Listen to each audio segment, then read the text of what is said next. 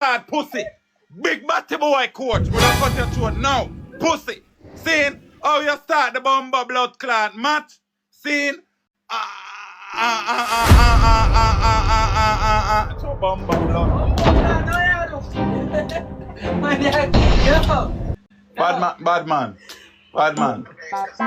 We're gonna give an injection. Bad man, them a man, bro, you know what, bro, me a die-hearted Jamaican supporter, cause my father a nationals.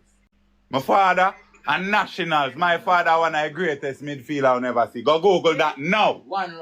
Google that now. Who not believe me, Google that now. Type in Rowan Reed. A few moments later. The Jamaica Football Federation are now on the hunt for a new head coach to guide the Reggae Boys after Steve McLaren announced his resignation last night.